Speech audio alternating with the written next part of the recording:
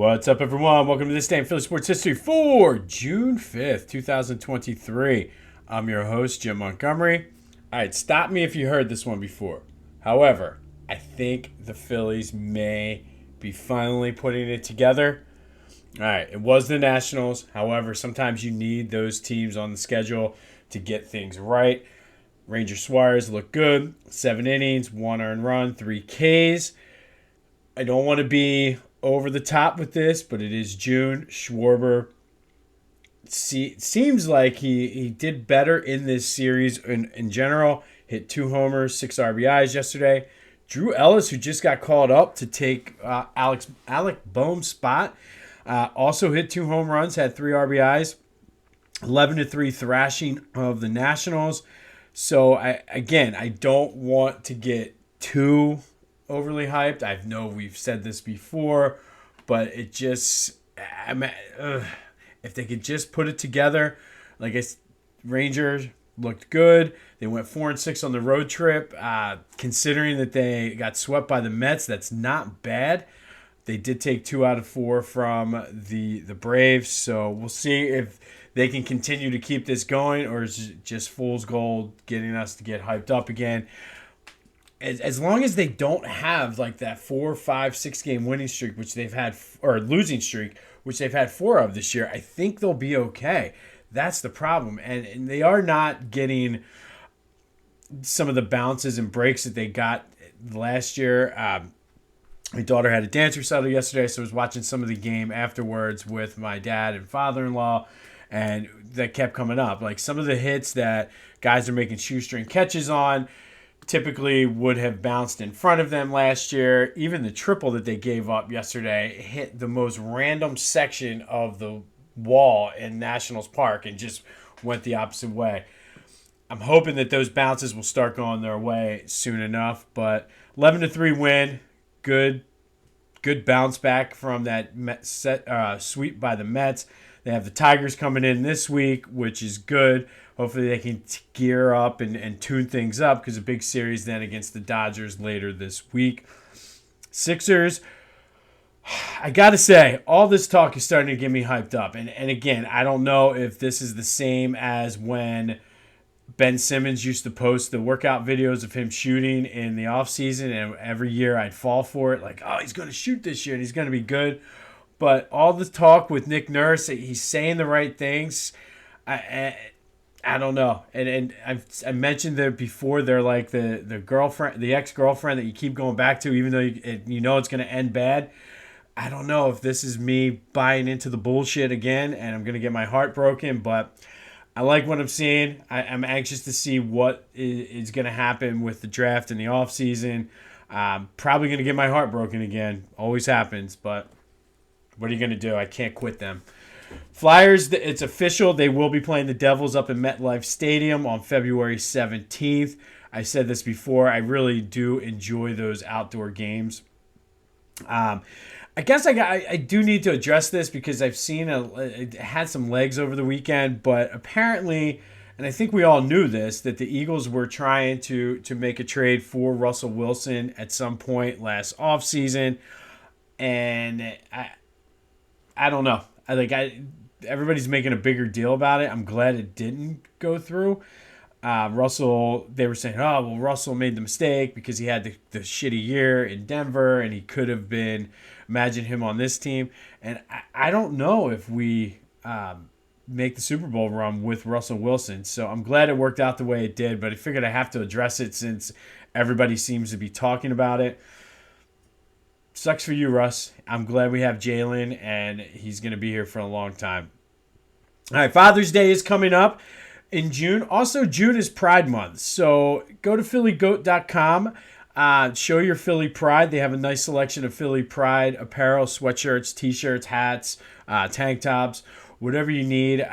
Go there, along with the great variety they have of the sports teams apparel. Get your Sixers shirt. Good Father's Day gift. Show your Philly pride. PhillyGoat.com. Use the promo code Jim Montgomery for 10% off of your order. That's PhillyGoat.com for all your Philly sports apparel needs, as well as your Philly pride.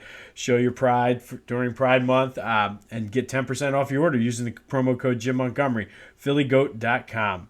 All right, today, one of, I feel, even though it didn't lead to anything, most pivotal moments in the Eagles' history in the late 80s, early 90s. On this day, in 1984, it was the NFL Supplemental Draft. So it was a one-time draft that was specifically for USFL and CFL players. And the reason they had this draft was to prevent bidding wars against among the teams. So the only players that would be eligible for this draft would be for players that were eligible for the 1984 NFL draft but had signed with the USFL or CFL prior to the draft. And basically, I guess they came to this agreement before the NFL draft because the owners didn't want to waste their picks in the regular NFL draft on players that were going to play in the USFL or the Canadian Football League. And again, if those leagues failed, all of a sudden you'd have this influx of free agents and the prices could go out of control. So by having this draft and having only those players eligible, it allowed them to spend their normal draft picks on the guys in the regular NFL draft. And now, okay, we'll have the rights because at this point the USFL was about to fold anyway. So the NFL saw the writing on the wall, so they figured, hey, let's have this in place so now we know what's going to happen and who's going to go where. The Eagles did have the 4th pick in the supplemental draft. First pick, the Tampa Bay Buccaneers took Steve Young. The Houston Oilers took Mike Rozier. And the Giants took Mike Zimmerman.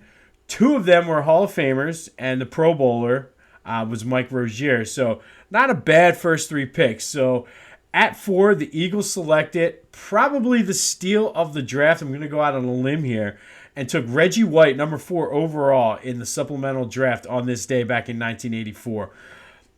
I've talked about it 1,000 times. Reggie is hands down my all-time favorite Eagle growing up. 198 career sacks, 124 of them in Philly. Little known fact that I'm not sure many people knew. He wore 91 for part of his rookie year. And that's because Smiley Cresswell played 3 games with them in 1985 and was number 92. Reggie did retire in 99 from the Packers. Remember, he was one of the first big-name free agents when free agency came, and there's still, to this day, back and forth of whether Norman Brayman offered him a contract, whether Reggie said, I'm not going to Philly, whether he had pressure from the Players Association. But his widow, Sarah White, says that if Norman Brayman would have offered him anything, Reggie would have come back to Philly. I guess we'll never really know. He did come back after he retired in 1999, came back in 2001, played for a season, had 5.5 sacks for Carolina Panthers. Not too shabby. He just was one of those guys that just changed the game. Do yourself a favor and go watch Reggie White highlights and just watch the greatest of all time do it. And I'm willing to go out on a limb. Yeah, more guys have sacks, but I don't think there was a defensive end better in the league than Reggie White. And even the guys today will tell you that he was instrumental in them kind of wanting to play the position, and they've learned a lot from him. But on this day in 1984, the Eagles got the steal of the supplemental draft, taking Reggie White at number 4, go on to have a Hall of Fame career, numbers retired in Philly, and for me personally, one of my all-time favorite Eagles or NFL players in general, all sports. I mean, he transcends all. It's him and Mike Schmidt are my 2 childhood heroes who I mean, to this day, they're still my 2 favorites. So, all right, it is rivalry month. Excuse me. And today's rival, we're going to talk about the Houston Astros. And this one has really, up until last fall, had cooled off a little bit because the Astros were moved to the American League. But they used to be National League rivals. The Phillies do have a 296 and 282 record against the Astros. The rivalry was kind of at its peak in the late 70s, early 80s. That's when the Phillies were going through the first golden era of Phillies baseball. And the Astros were starting to come into their own as too.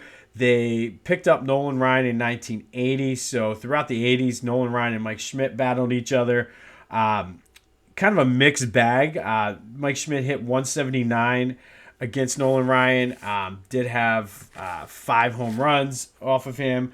Has a 405 on base percentage, a 482 slugging percentage. So, I mean, typical power hitter numbers. He got his home runs, got on base, but didn't hit. It struck out a lot against him, too. One of the big highlights of that was I forget what year it was. I think it was like 88. Nolan Ryan had a no-hitter going into the 9th inning. Mike Schmidt broke it up with a single up the middle. The Phillies would actually go on to tie that game. And I don't know. I probably should have looked into that. I didn't even think. I was just more intrigued that he broke up the no-hitter of actually who won that game. So we'll look at that and let you guys know tomorrow. But obviously there was the 2 big playoff battles with these 2 teams. First occurred in 1980 in the NLCS. And by all accounts is possibly the greatest playoff series ever, just because of the back and forth. The Astros would get out to a big lead. The Phillies would battle back. The Phillies won that series 3-2, we know, to go on to the World Series and win their first World Series championship. Manny Trio with the big triple in Game 5. Just look up the highlights, and hearing Harry Kalas and Richie Ashburn announce it is amazing. But probably, like I said, one of the best playoff series ever. The second was last year's World Series, 4-2. The Astros won. Wasn't a bad series, but I think it was typical of the rivalry. You had the feast and famine. The Astros got up big. Phillies came back in Game 1. Then you had the home run explosion. Then they got no hit. So just overall, probably this rivalry is remembered for that 1980 NLCS. And if I had to give it on a scale of 1 to 5, I'd give it a 3 just because of both of the postseason appearances and then just the battle between Nolan Ryan and Mike Schmidt.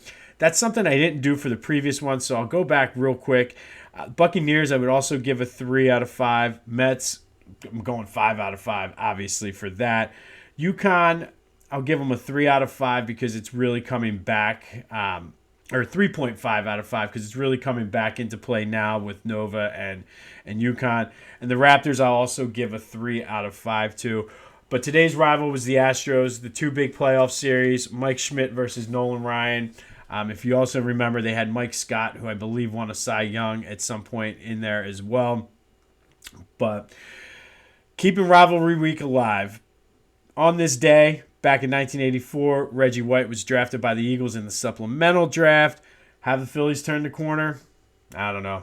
I'm going to get my heart broken again. I always do. But that's okay. This has been This Day in Philly Sports History. I'm Jim Montgomery. Go check out phillygoat.com for all of your Philly sports apparel. And check out their Philly Pride selection. Use promo code Jim Montgomery for 10% off your order. Have yourself some Monday. It's going to be another beautiful day in the area. And until next time, I'll see you when I see you.